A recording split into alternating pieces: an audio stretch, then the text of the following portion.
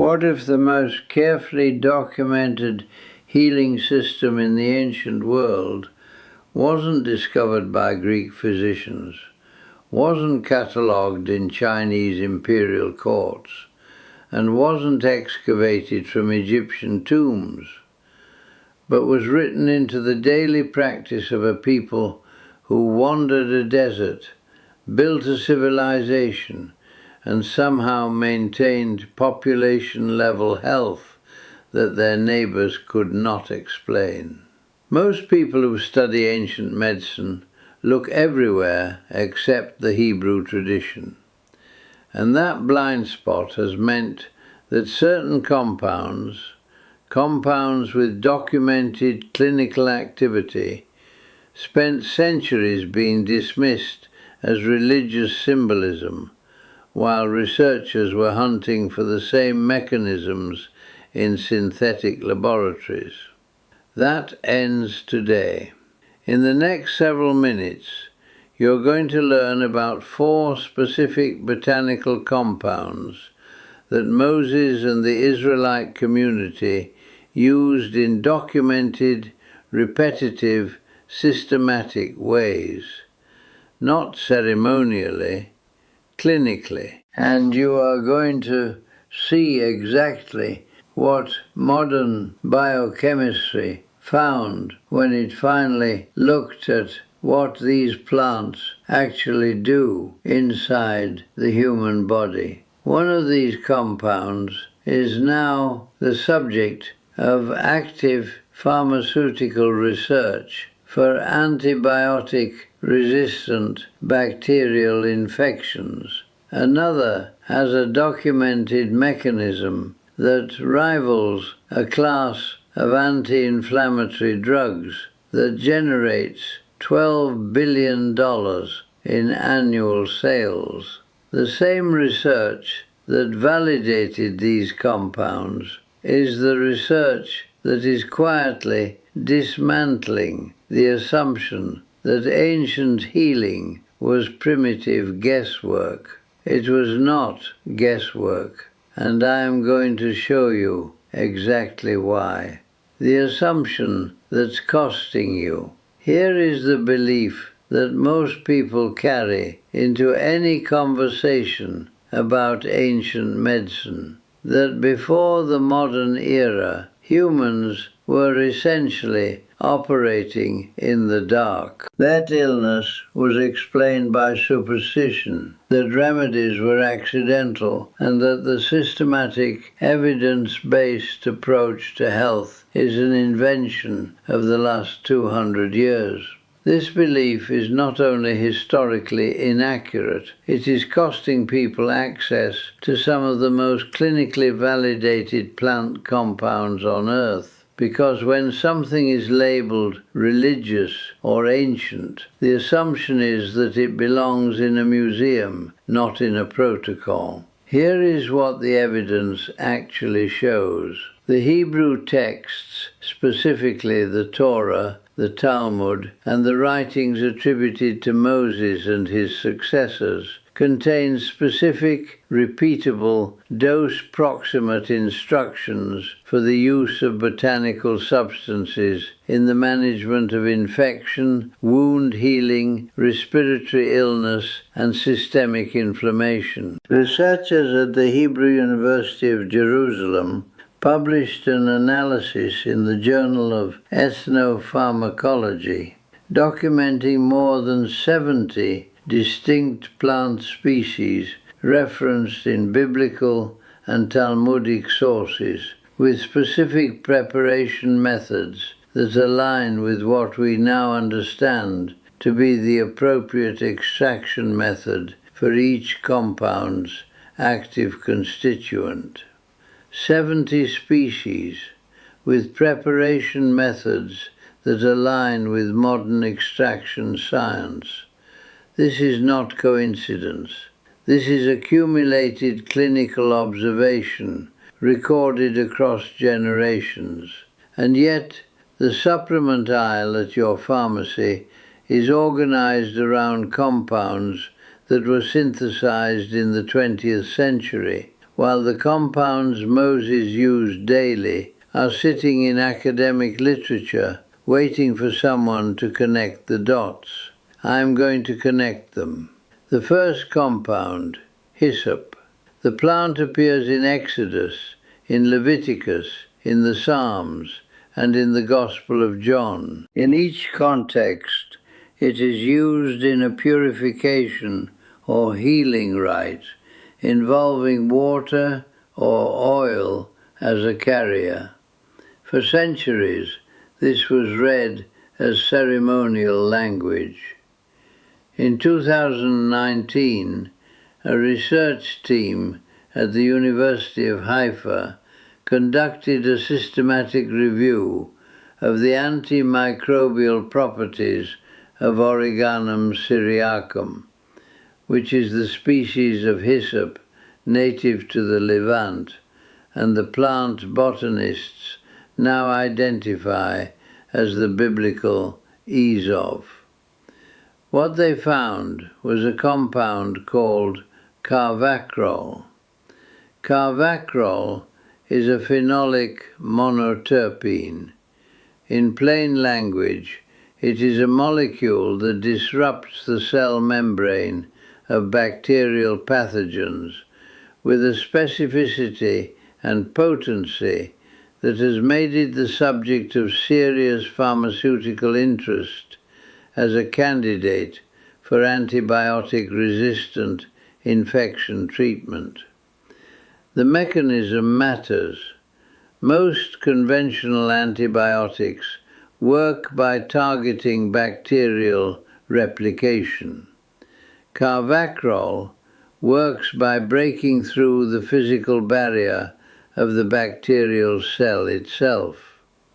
These are different mechanisms, which means carvacrol can be effective against strains that have evolved resistance to conventional antibiotics. Because the resistance mechanisms bacteria develop against replication-targeting drugs do not protect their cell membranes from carvacrol's action. The research team's conclusion was that the systematic use of hyssop in Israelite purification rituals, specifically the application of hyssop bundles dipped in water and used to cleanse surfaces, dwellings, and individuals, constituted a clinically coherent disinfection protocol, not symbolism dressed as medicine. Medicine expressed through the vocabulary available to the people practicing it. Moses instructed the Israelites to use hyssop repeatedly across multiple contexts over decades of communal life in close-quartered desert conditions. Close quarters plus desert heat plus communal food preparation equals exactly the conditions under which bacterial infections spread catastrophically through populations. The hyssop protocol was a public health intervention. We just did not have the biochemistry to read it that way until recently. If you want to use this compound, you are looking for cold-pressed oregano oil from Origanum syriacum or Origanum vulgare with a carvacrol content above 65%. The carvacrol percentage must be on the label. If it is not, the product is not standardized, and you have no way of knowing what you are actually consuming. Traditional use in the Levantine tradition involved fresh plant preparations steeped in water or pressed in olive oil. The commercial equivalent is standardized oil of oregano in a carrier oil. 1 to 2 drops in water or olive oil, not taken neat, because the concentration in commercial preparations is significantly higher than a fresh plant preparation.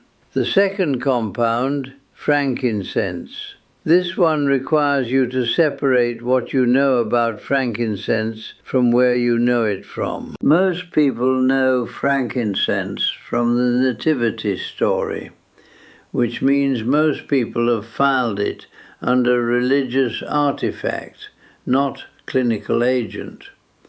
That categorization has cost researchers decades of investigation.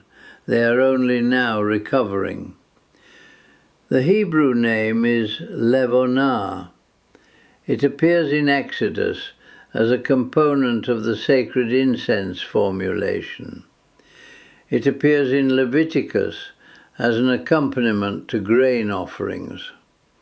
It is referenced more than 20 times across the Hebrew texts, always in contexts involving proximity to people, burning in enclosed spaces where populations gathered, applied topically in compound preparations, used in healing rites.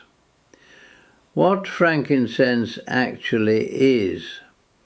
The resin of the Boswellia sacra tree, which grows primarily in Oman, Yemen, and Somalia. The clinically active compounds in Boswellia resin are boswellic acids, specifically a compound called AKBA, acetyl 11 keto beta boswellic acid. AKBA is a selective inhibitor of the enzyme 5-lipoxygenase. That enzyme is responsible for the synthesis of leukotrienes, which are among the primary molecular drivers of chronic inflammation in the human body. In practical terms, AKBA does what a class of drugs called 5-LOX inhibitors does. The pharmaceutical 5-LOX inhibitor market is a $12 billion annual market. The compounds in Boswellia resin achieve the same enzymatic inhibition through a natural molecular pathway that does not carry the gastrointestinal side effect profile associated with synthetic alternatives. A randomized controlled trial published in Phytomedicine in 2003 involving 260 patients with osteoarthritis of the knee found that standardized Boswellia extract produced statistically significant reductions in pain, joint swelling, and walking distance impairment compared to placebo, with effects measurable at 8 weeks and sustained through the trial period. Subsequent trials in Crohn's disease and asthma have found comparable mechanistic activity. The Israelites burned this resin in enclosed communal spaces for generations. They were inhaling bioactive boswellic compounds in every gathering of the community. Whether or not the authors of Leviticus could name the 5-lipoxygenase enzyme, they had documented the observable clinical effect across enough population exposure to encode the practice into law. That is not primitive guesswork. That is empirical medicine without a vocabulary for the mechanism. For modern use, you are looking for a Boswellia serrata or Boswellia sacra extract, standardized to a minimum 30% boswellic acids, with AKBA specifically listed on the panel. The most common quality failure in commercial Boswellia products is the presence of beta boswellic acid, a related compound that actually inhibits the anti-inflammatory action of AKBA. A high-quality extract will have AKBA content above 10% and low beta-boswellic acid content. If the label lists only total boswellic acids without specifying the AKBA fraction, treat it as unverified. The third compound, cassia and cinnamon. In Exodus chapter 30, Moses receives a precise formulation for a sacred anointing oil. The ingredients and their quantities are given with a specificity unusual for any ancient text. 500 shekels of myrrh, 250 shekels of cinnamon, 250 shekels of cane bosem, 250 shekels of cassia, and 1 hin of olive oil. The precision of the quantities is the first signal that this is a functional formulation, not an arbitrary ritual composition. You do not specify weight ratios for symbolism. You specify weight ratios for replication. Both cassia and cinnamon contain cinnamaldehyde as their primary active constituent. Cinnamaldehyde has documented antimicrobial, antifungal, and blood glucose regulatory properties. A 2003 study published in Diabetes Care, a peer-reviewed journal of the American Diabetes Association, found that 1 to 6 grams of cinnamon daily reduced fasting blood glucose in type 2 diabetic patients by 18 to 29% over 40 days.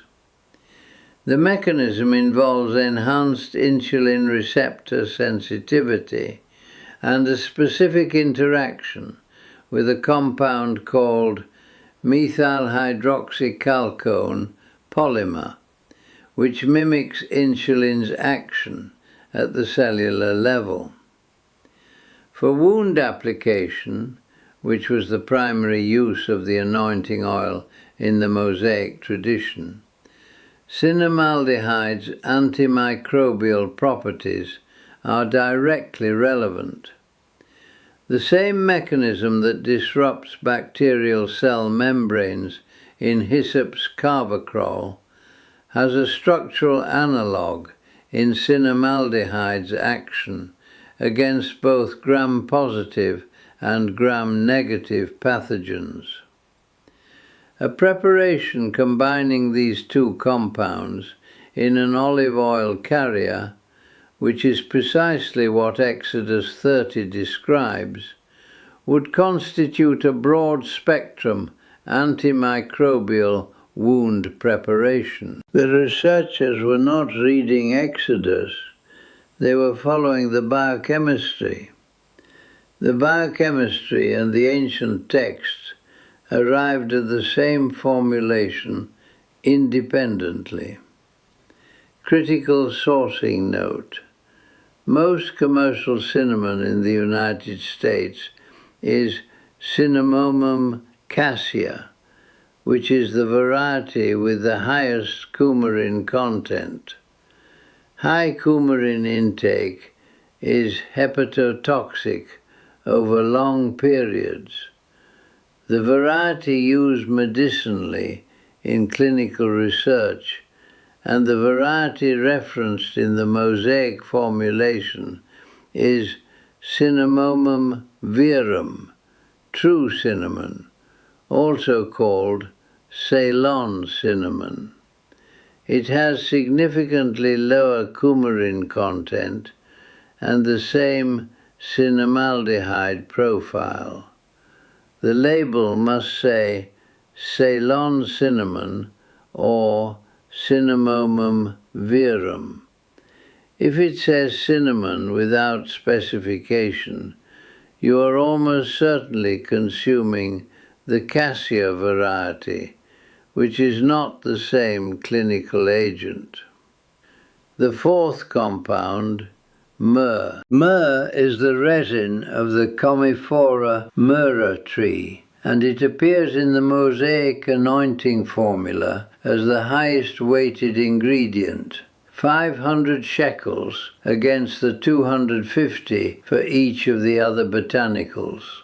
Whatever Moses was optimizing that formulation for, myrrh was the primary active constituent.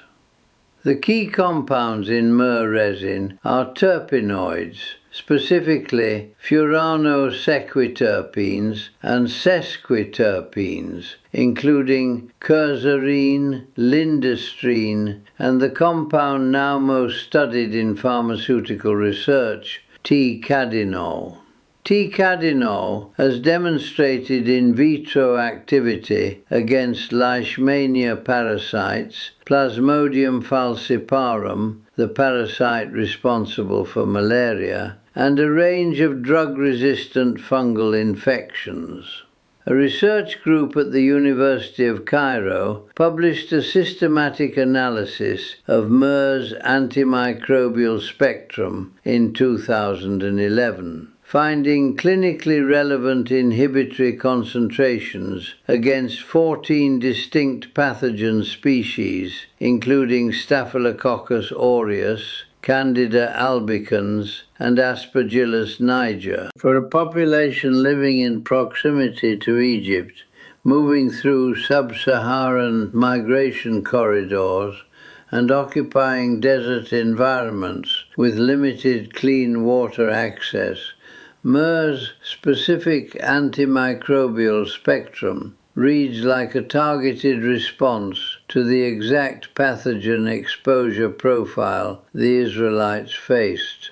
Myrrh was the highest weighted compound in the formulation. The Israelites were not using it because it smelled significant. They were using the most potent antimicrobial in their pharmacopoeia at the highest concentration in every communal health intervention they performed. Modern myrrh preparations are available as standardized tinctures or essential oil preparations. For topical use, which matches the traditional application, a diluted myrrh tincture in an olive oil carrier is the most direct analog to the original preparation. For internal use, there are standardized myrrh extract capsules, but the research base for internal use is substantially less developed than for topical application. So I would not extend clinical claims beyond what the current evidence supports. Here is where I want to bring this together, because there is something important in looking at these four compounds as a system rather than as individual items. Hyssop, broad-spectrum antibacterial with specific cell membrane disruption activity. Frankincense, selective inhibition of the primary enzymatic pathway of chronic inflammation. Cassia and cinnamon, antimicrobial plus blood glucose regulation, optimized as a wound preparation in olive oil. Myrrh, the highest concentration antimicrobial in the formulation, with a pathogen spectrum matched to the specific biological environment of the Israelite population. These are not four unrelated plants that happen to be nearby. These are four compounds that, when evaluated biochemically, constitute a coherent, multi-mechanism therapeutic system. infection control, anti-inflammatory action, metabolic regulation, and wound management. The Israelites did not have double-blind randomized controlled trials. What they had was generational clinical observation in a population large enough to see patterns and systematic enough to encode those patterns into law. The Torah is, in part, a record of what worked. We are only now building the biochemical vocabulary to read it as such. The assumption that ancient health was primitive guesswork is not just wrong, it is expensive. Because while researchers were busy synthesizing compounds to address the mechanisms these plants already address, the plants were sitting in the literature, waiting. The one thing you can do in the next 24 hours, go find Ceylon cinnamon, Cinnamomum verum, and add a quarter teaspoon to your morning coffee or whatever you already eat at breakfast. It costs less than $4 for a jar. It has documented metabolic activity at doses that low, and it is the same compound Moses encoded into the most systematically replicated health formulation in human history. That is a reasonable place to start. If this kind of forensic examination of ancestral science is useful to you, subscribe. And if there is a specific biblical compound or plant you want me to take through the same level of clinical analysis, put it in the comments. I read them, and they drive what comes next.